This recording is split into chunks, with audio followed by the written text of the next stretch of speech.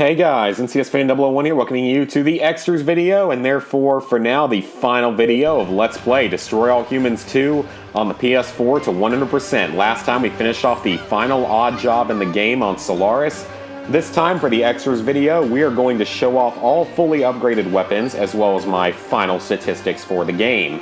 So first off, we have the Zap-O-Matic, which has a total of 6 upgrades, which increase its damage, its charge, and its ability to arc between targets, as well as its ability to harm the Blisk. Let's fry some hippies! Man, this thing it roasts these hippies so quickly. However, as we all know, the Zap-O-Matic is useless against buildings, but it is very useful, especially early in the game, at least until you get the Disintegrator Ray up a lot. The second weapon you will get in the game is the Dislocator, which has 2 upgrades that just increase the number of discs it can fire. The Dislocator, it's a really fun weapon to mess around with, but it is completely useless for combat. It is the most useless weapon in the game. Basically, you shoot something with it and it starts flying around like crazy. Hell, it'll do more damage to you more often than it'll actually help you.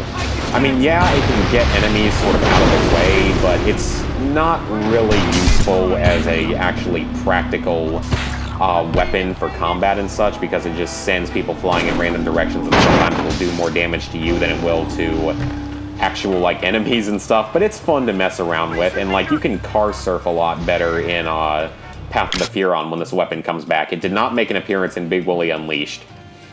The third weapon you get in the game is the Disintegrator Ray, in which you can increase its damage and capacity by upgrading.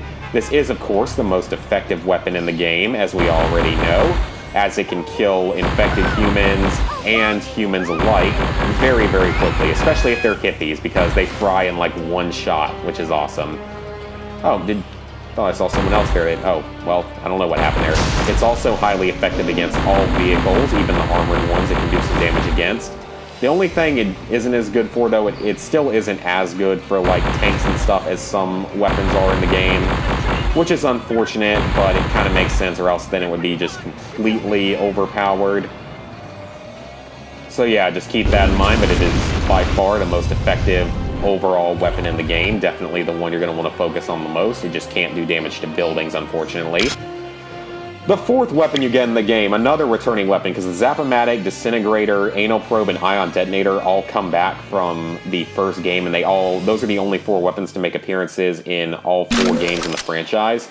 The Anal Probe, which does exactly what you think it does. We haven't seen it much in action since early in the game, and I believe it was the last weapon we fully upgraded. But the Anal Probe is used to do none other than probe the anuses of poor people. It makes them crap all over the ground for a few seconds before making their brain forcibly exit their body through the rectum. How exciting is that, and how much of a nice sight is that in the picture? Anyway, that's what it does. It is a fun weapon to use, and it's very good against infected humans until you get the fully upgraded Disintegrator Ray. Just because it'll kill the infected humans pretty quickly, or it won't kill them, it'll just de-infect them to make them, you know, a lot less dangerous to you. So it's an effective weapon for that sense, but it's not the most great weapon overall. It's still good, though, early on.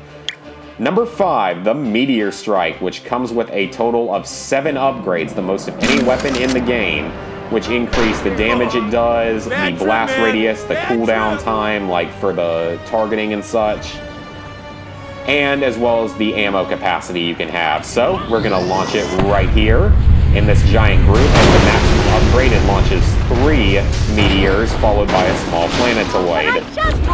It's very, very damaging, but as we saw, it's honestly not that good against the Blisk, because we tried to use it on the very last Blisk Warrior, and it really didn't do that much. Plus, of course, it has the annoying problem of it only works when you're outside, or else it won't be able to kill anything, because it'll get blocked by ceilings or whatever. So do keep that in mind. It's going to be kind of useless to you outside, or inside. It's only good to you outside. The 6th weapon you will get is the Ion Detonator, which comes with 5 upgrades that increase its damage and capacity, as well as make it effective against the Blisk. This is basically your grenade launcher of the game. It's not as effective in this game as it is in all the others. Like, it's much more effective in the other 3 Destroy All Humans games. than it is in this one because it has a nasty tendency of hurting you like that. And I know that in Path of the Furon, I don't remember if this is how it was in Big Willy Unleashed, but in Path of the Furon, it can't hurt you, which is really, really nice. But it's basically your grenade launcher. It's one of the more effective weapons for taking out vehicles and stuff like that. The Meteor Strike, which I forgot to mention, can take down buildings. It's one of the only weapons that can. So yeah, that's good to know, but it's an effective weapon for tanks and stuff, but really by the time you're going to have this thing upgraded enough to do a lot of damage, you're probably just going to be better off using Gastro anyway. So, along with that, we have Gastro. Okay, I'm sorry, I don't know why I mentioned that the other weapon had the most upgrades in the game, because Gastro does. Gastro has 8 upgrades, which range from increasing his damage, his health, giving him more attacks, making him effective against the Blisk. Gastro, as I've already basically shown you guys, is one of the most all-around effective weapons in the game behind the Disintegrator Ray, as he will just go haywire on literally everything attacking you. Now, he's not going to be as effective here because it's not really any enemies, it's just hippies and stuff, but he will go absolutely nuts and destroy just about everything around you, including you at times, which is the only real threat to Gastro, is that he can accidentally damage you or the person you were escorting at times. And then when he's done all of his business, he will explode and create like the effect of a small ion detonator, like a low-level ion detonator. But he actually doesn't hurt you when he explodes, which is nice. The main drawback to Gastro, aside from him being able to damage you by accident, is the fact that he can also, you only get one of them, so his clip is only one, you only get one Gastro at a time before you have to go get another one. So that's a bit annoying, but it makes sense. It makes sense to be fair and all, to not making him too overpowered and that he's a little harder to acquire. And the final weapon in the game, which is not acquired through basically story progression, is the Burrow Beast, which has only 4 upgrades that increase the beast's damage and movement speed, and I believe his time on the surface. So we showed this off a little bit earlier. I personally have never been a big fan of this weapon because I find it kind of annoying to control. But basically you use PK to move the lure around, and that'll make the Burrow Beast jump around and do damage. He'll come up from the earth to do damage, but I just find him to be kind of ineffective. He's also not really particularly effective against the Blisk. I don't even know if he can hurt the Blisk at that. He's good against some of the standard human enemies, but I just find him to be a little too cumbersome to use and just not effective enough overall to be really worth it. And he doesn't last that long either, which is kind of annoying. So really, probably best to kind of avoid using the Burrow Beast. It's not really all that effective. So I would say give him a skip overall. So now we're going to jump into the Saucer and show off the 4 Saucer weapons. The first Saucer weapon you're going to get is the Death Ray with 4 upgrades that increase the cooldown time and the Death Ray damage. This is going to be one of your go-to weapons for very precise shots because it can easily hit a couple of specific targets while leaving the area around it untouched. So very effective for that purpose. It's going to be probably your second most effective overall Saucer weapon, just behind the Sonic Boom. So, and it's also the only one that you're guaranteed to pick up over the course of the game. The others you have to go out of your way to get. So then we have the anti-gravity field. I don't even remember what the upgrades are for this one, aside from giving you more fields to shoot. I don't even remember what all the upgrades are for this one. I've never been a big fan of this. I've never found it to be particularly useful, because it'll suck stuff in, and then those things will explode after a few seconds. But I just don't really ever find myself using it, because you don't use the Saucer for all that much in this game overall, like that many number of missions. You do, yes, but just not an overall large number of missions to where it's the most effective thing to use. But it is cool to watch it, like, destroy everything. Just overall, it's not really the most effective weapon, not the most practical. You're better off just using the Sonic Boom because it does instantaneous damage. So the Sonic Boom is the third Saucer weapon in the game. This one comes from Takashima. The anti-gravity field comes from Albion. The Sonic Boom has 4 total upgrades, which increase its damage and its capacity. This weapon basically does the effects of a grenade, pretty much. It just either blows things up completely if you hit them directly, or if you miss by just a little bit, it'll send them flying away, which can often be a very good tactic for stopping them from damaging you or attacking you. So this is probably the most effective go-to overall saucer weapon, unless you're using like really, really precise shots, like defending against the police when they attack the cultists. And the heck? Wouldn't be one of my Let's Plays without finding some kind of glitch in a game, would it, guys? As that tends to happen a lot. Like, maybe not as much as, like, Invisible and some of the other guys out there, but it definitely does tend to happen quite often in my games. Maybe it's just because I pick inherently glitchy games sometimes. I don't know. And the last weapon in the game is the Quantum Deconstructor. This one comes with 5 upgrades that increase the explosion size and capacity, as well as one that allows it to harm the Bliskies. This is, of course, the most devastating weapon in the entire game. It can take out entire city blocks with a single fully upgraded shot. Let's try it out. Yep, brings down one building and highly damages all the other ones near it. This one is, of course, extremely damaging for any time that you have to bring down buildings, but it's low capacity. The fact that you can't have it for the Kojira fight is also kind of annoying, but it also has that kind of low capacity. It's slow to fire, and the amount of collateral damage if you are having to defend something from the saucer is not the most effective in the world. So yeah, guys, that is it for all of the saucer weapons. As for other features in the game, like other abilities like PK and stuff, everything's fully upgraded. You can of course transmog things, as we've already seen. You can PK things in and out. On humans, of course, you have Extract, which allows you to extract the brains of them for using the Mind Flash, which we didn't have to use that much. You can Free Love, which we've already seen a million times, and then you have the Follow command, which we haven't seen too much, but basically it makes them follow you. If you do it to someone that has a weapon, it will make them protect you for a short time. And of course, as humans, if you are any normal human, you can use a phone box to do a prank call. If you are not any normal human, if you are a police officer or soldier, then you can use them to call off attackers or call in more attackers.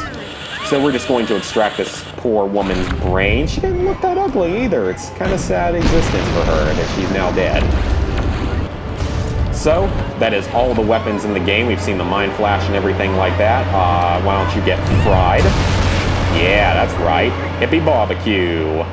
Which is technically cannibalism, so I do not endorse that. So, now that we have done that, we're going to look through the options menu to see everything that has been done in this game. You have a bunch of movies, and these are, some of these are from, like, the story and stuff, but I'm not gonna go through these just because they would take a really long time to do. You will have all of these unlocked by the time you 100% the game. You have galleries, which are just, you know, sets of various concept art and pictures.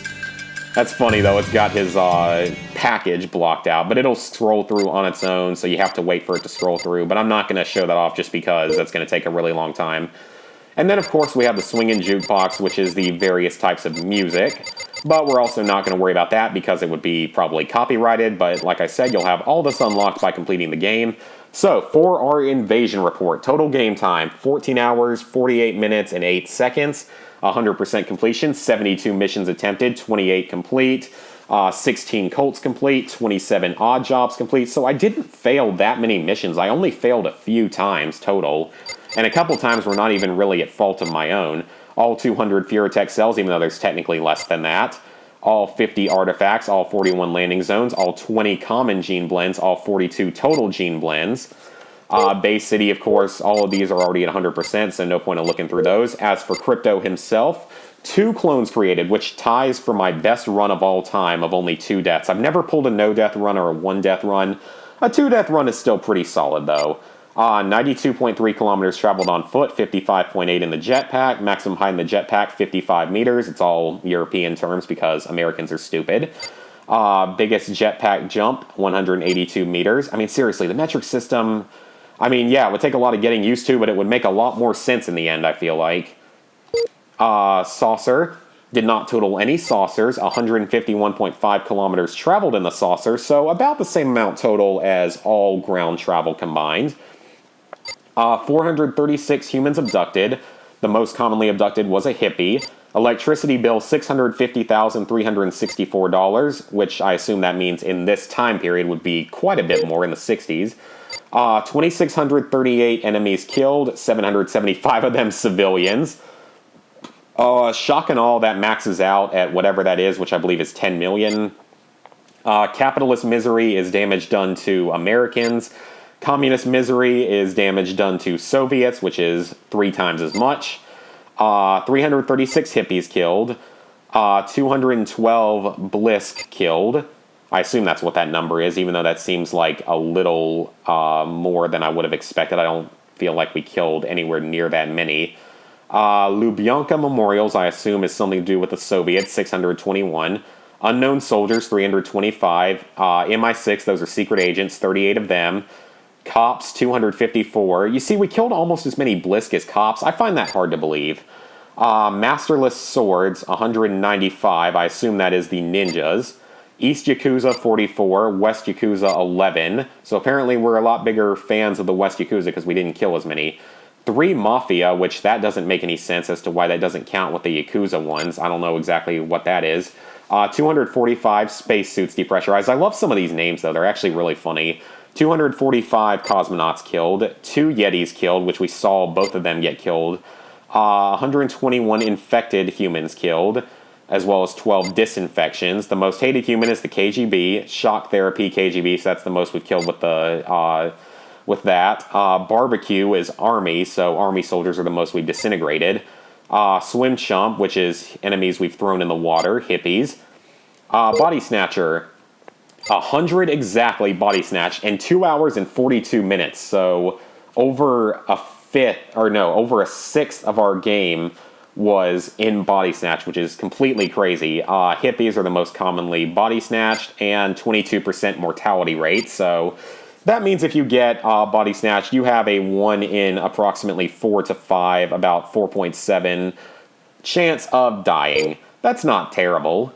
Mental abilities, 31 brains extracted, mostly red urbans, 119 free loves, 13 following ones. This is for the forget command when they detect you. And multi-furon, which has not been done in this. We're going to be getting to that in just a second. But yeah, those are all our statistics. If you look over here, you have all the gene blends, which tell you what you get as rewards, like body snatching KGB at twice the rate. But nothing else really to look forward through that. Then we have the guide, which gives you controls and information about all your different weapons and stuff that we've acquired throughout the game. But we've seen pretty much all of these pop up on screen already, except for this, duels. You get 1 gun each. Last man standing wins the duel. The catch is you have to run and pick up the gun before you can use it, and you must be in multi-furon mode. Like I said, I want to do some multiplayer as an extras video later on, but I don't know how long it's going to be until I can do that. But there are 2 different types of this. There's that, and there's also PK tennis. You throw the ball, with quotations, back and forth.